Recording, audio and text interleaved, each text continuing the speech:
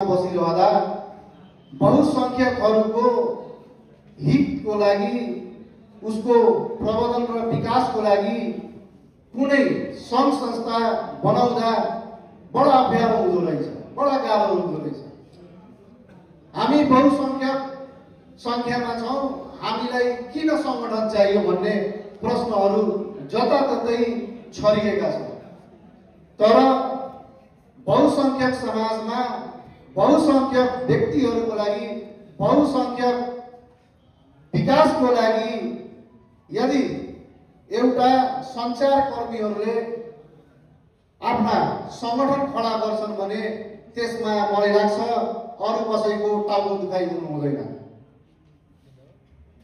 बहुसंख्यकहरूका आफ्नै पीडाहरू छन्, आफ्नै समस्याहरू छन्। हामी सञ्चारकर्मी हो, हाम्रो लागि देश सबभन्दा पहिला र पीडित त्यसपछि प्रमुख दायित्वमा राख्दछौँ। त्यो पीडित बहुसंख्यक होस्, अल्पसंख्यक होस्, महिला होस्, पुरुष होस्, त्यो हाम्रो लागि सरोकार राख्दैन। पीडित नै हो र त्यसको पीडा हामी त्यति नै जोरदार रूपले उठाउँछौँ जति बहुसंख्यकको पीडालाई उजागर गर्दछौँ।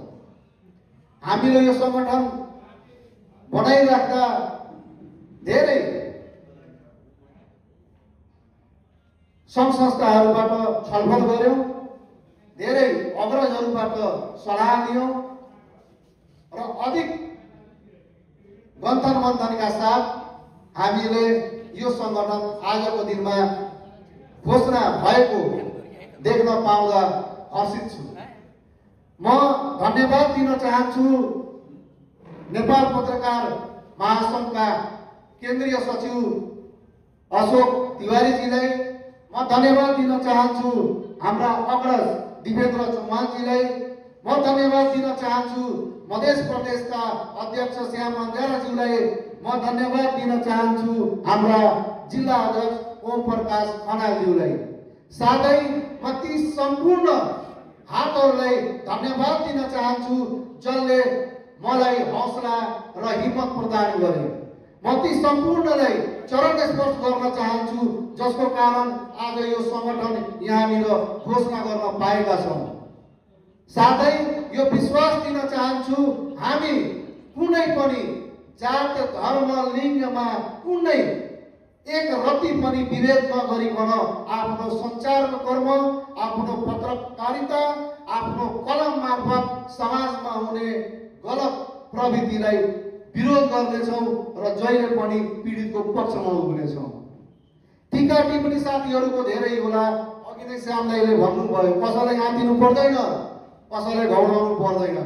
हामी तलवार लिएर निस्किँदैनौँ, तर हामी कलम लिएर निस्किन्छौँ। यति चाहिँ याद राख्नु होला। आजको यस कार्यक्रममा उपस्थित भइदिनुभएका मेरा सम्पूर्ण अग्रज साथीभाइ, इष्टमित्र, विभिन्न सङ्घ संस्थाका पदाधिकारी ज्यूहरूलाई हृदयबाट नमस्कार गर्दै आजको कार्यक्रम समापनको घोषणा गर्दछु। साथै मेरा मित्रले भन्नुभयो हामीले शुद्ध सहकारी खाजाको व्यवस्थापन गरेका छौँ। सम्पूर्णलाई